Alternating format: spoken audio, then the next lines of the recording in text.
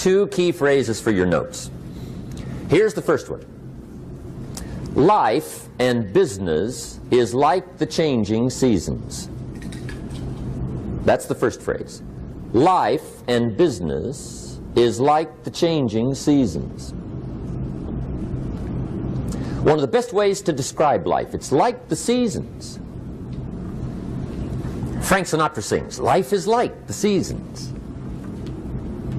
Now here's the second phrase. Very important. You cannot change the seasons, but you can change yourself. You can't change the seasons, but you can change yourself. And see, that's how life gets better for you, not by chance, but by change. Now, here's the 4 major lessons in life to learn. I've got my first book finished, came out a couple of weeks ago. This is in it, the 4 major lessons in life to learn. Here they are. Number 1, learn how to handle the winters. That's lesson 1. They come right after falls, with regularity. Some are long and some are short and some are hard and some are easy, but they keep coming. You must learn to handle the nights. They come right after days. You must learn to handle difficulty. It comes right after opportunity. You must learn to handle recessions. They always follow progressions for the last 6,000. See, it isn't going to change. The lesson you must learn is how to handle it. And there's all kinds of winters, right? The winter when you can't figure it out. The winter when it all goes smash. The winter when it turns belly up. The winter when it won't work, when you've run out of money and you've got a broken heart. See, those are winter times.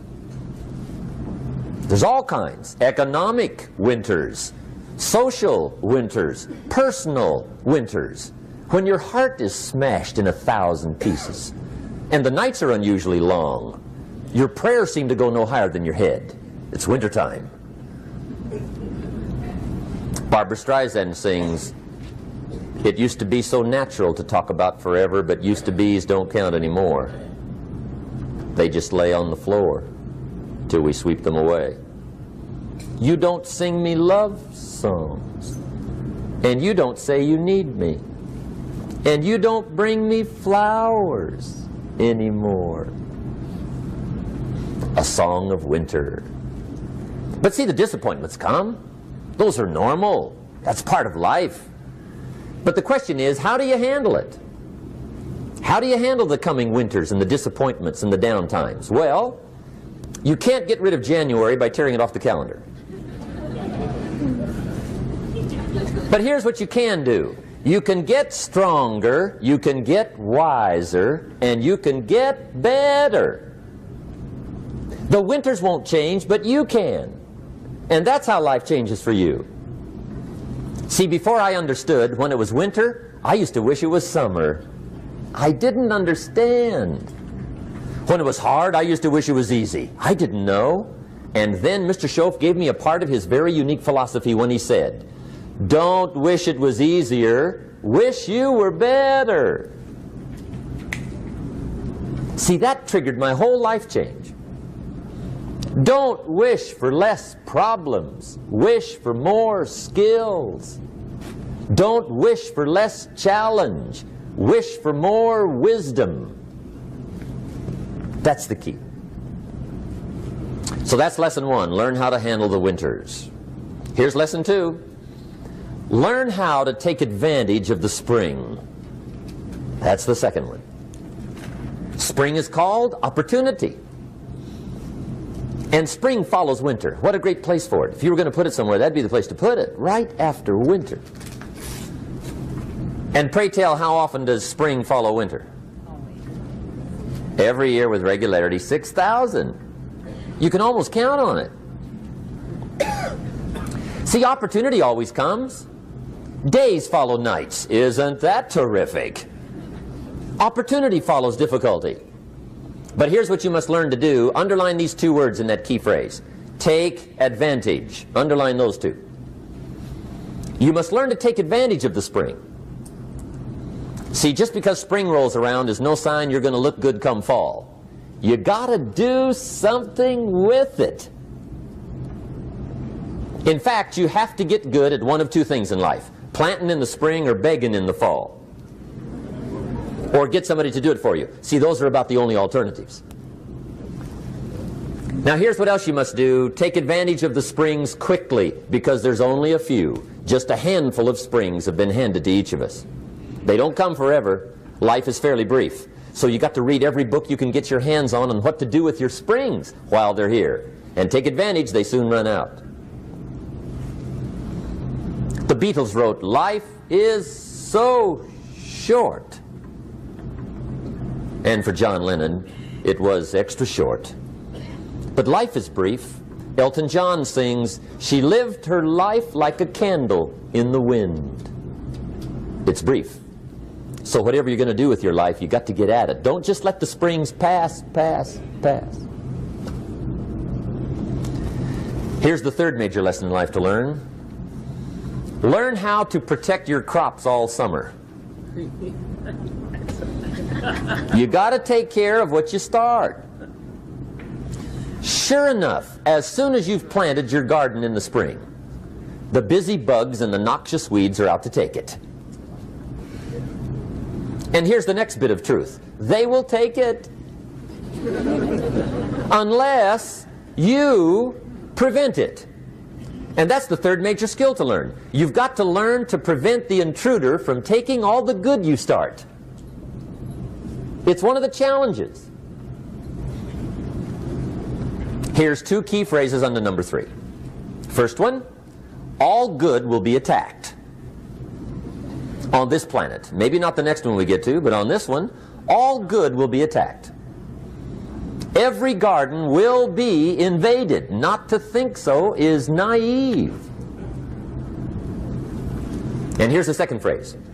All values must be defended. Political values, social values, community values, family values, marriage values, friendship values, business values.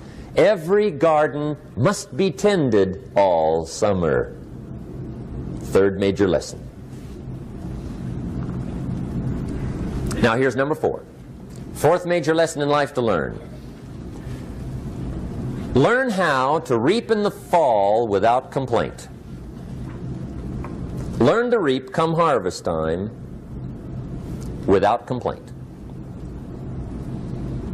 Take full responsibility for what happens to you. It's one of the highest forms of human maturity, accepting full responsibility.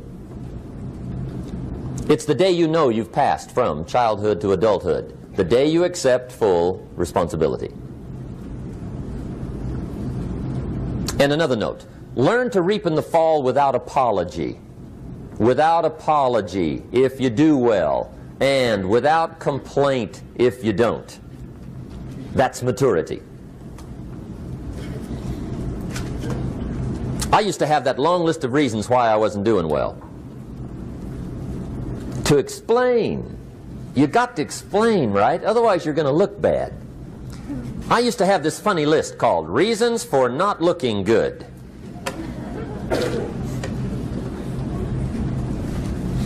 I used to blame the government. I mean, you can believe that or not. It was at the top of my list. I had a lecture second to none. The government. That was on my list. I used to blame taxes. Look what you got left after they take everything. And they expect you to do well. That was on my list there. Prices, that one's easy, right? You walk into the supermarket with $20, come out with a little half bag. So I had that on the list. I used to blame the weather. I blamed the traffic. I used to blame my car. I blamed the manufacturers. I used to blame the company. I blamed company policy. I used to blame the training program. I blame my negative relatives. They were always putting me down. I blame my cynical neighbors. They're just selfish, looking out for themselves. Won't loan you money? They were on my list.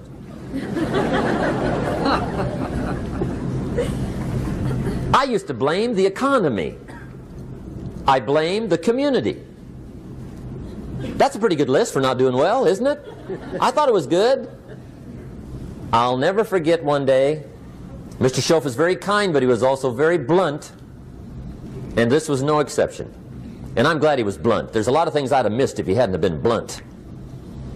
One day, with sort of a curious look on his face, he said, "Jim, just out of curiosity, tell me, how come you haven't done well up until now?" Excellent question. I thought, well, so I won't look too bad, I'll go through my list. And this list I just gave you, I put that on him. And he was very patient. He let me go through the whole thing, the government, the weather. I went through this whole thing. When I finished, he looked my list over very carefully.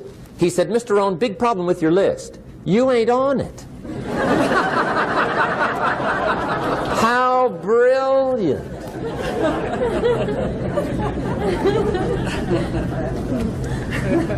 When I went to work for him a few months later, I learned very quickly to tear up my list, reasons for not doing well, and I threw it away. And I got me a fresh piece of paper. And I put one word on it. Me. There's a Black Heritage spiritual that says, "It's not my mother nor my father, nor my brother nor my sister, but it's me, O Lord, standing in the need of prayer." See, I used to blame everything outside. And then let me give you a little philosophy that helped turn my life around. For your notes, here it is.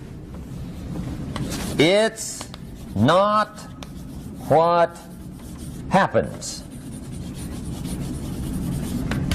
that determines the quality or the quantity of your life. It's not what happens. And the reason is because what happens happens to about everybody. No different. The sun went down on all of us last night. A common event, a happening. And I found out that the same things can happen to two different people. One gets rich and one stays poor. Why is that? It's because it's not what happens, but rather it's what you do that changes everything. So that's a key phrase. It's not what happens, it's what you do. What happens is about the same. You might put that in parentheses here. Same. What people do, that's what's different. Anything can happen, right? Everything can happen. I've heard all the stories. I've been one of the stories. Hey, we could all tell stories all night long, right? Happenings. Anything can happen. Have you heard of Murphy's Laws? Anybody here heard of Murphy's Laws? Okay, most of you have. Murph had these laws. One of them was, if anything can go wrong, it will.